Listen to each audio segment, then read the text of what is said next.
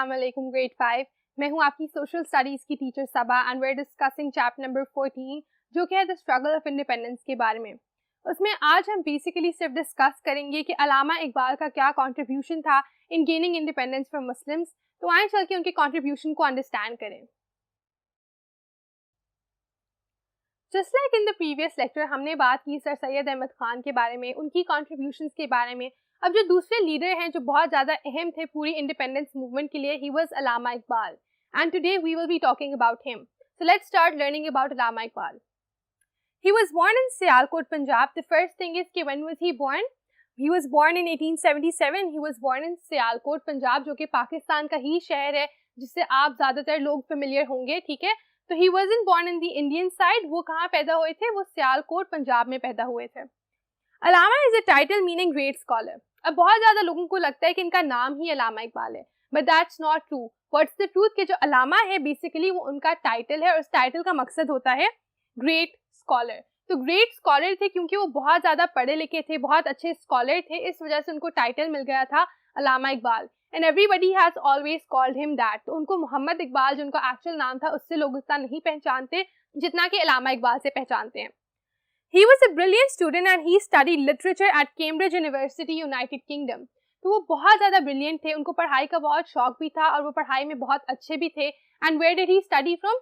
He studied from Cambridge University. Cambridge दुनिया की बेहतरीन यूनिवर्सिटीज़ में से एक है और वहाँ से उन्होंने लिटरेचर पढ़ा, ठीक है, यानी पोइट्री, राइटिंग्स, इस सब के बारे में बेहतर अंडरस्टैंडिंग की। And he was a very well known poet even at that time.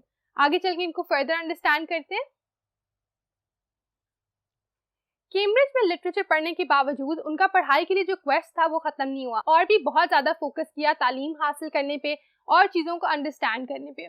He also studied law at Lincoln's Inn। तो Lincoln's Inn एक और यूनिवर्सिटी है जहाँ पर उन्होंने लॉ भी पढ़ा। उसके बाद he studied philosophy in Heidelberg, Germany। तो philosophy भी पढ़ी, लिटरेचर पढ़ा, लॉ पढ़ा, philosophy पढ़ी, इन सब चीज़ों को पढ़ा and then he became the kind of scholar that he was। He even visited Spain। तो स्पेन भी उन्होंने विजिट किया। स्पेन एक ऐसा मुल्क है जो किसी पॉइंट पे मुसलमानों के रूल के अंडर था।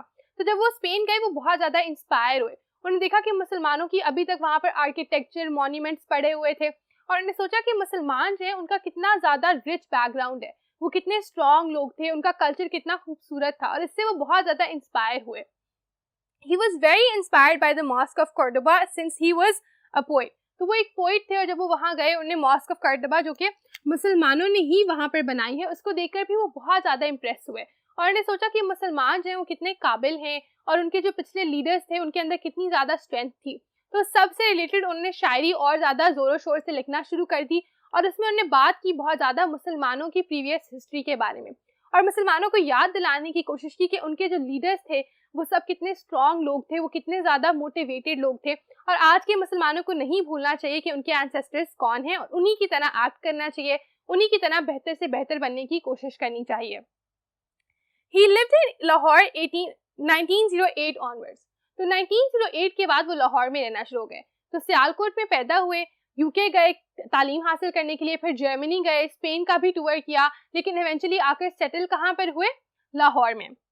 He wrote poetry in Urdu and Persian and inspired many Muslims। तो उन्होंने पोइट्री लिखी किन दो ज़बानों में? उर्दू में और फारसी में यानी पर्शियन में। और इस पोइट्री का मकसद यही था कि वो मुसलमानों के अंदर से उनकी स्पिरिट को रिवाइव कर सकें, उनको याद दिला सकें कि उनका जो कल्चर है, जो उनका बैकग्राउंड है वो आम लोगों वाला नहीं। मुसलमान जो है एक बहुत ही स्ट्रॉन्ग यूनियन है, बहुत ही मोटिवेटेड यूनियन है एंड मुसलमानों को उसी तरह एक्ट करना चाहिए। उनको लोगों की बातों में आके अपने आप को कमतर नहीं समझना चाहिए क्योंकि उनका जो बैकग्राउंड है वो जिन लोगों की नस्ल में से हैं वो लोग बहुत ही ज़्यादा रूलिंग क्लास और बहुत ज़्यादा मोटिवेटेड लोगों की क्लास में से हैं। आइए इसको और भी फर्दर देखें।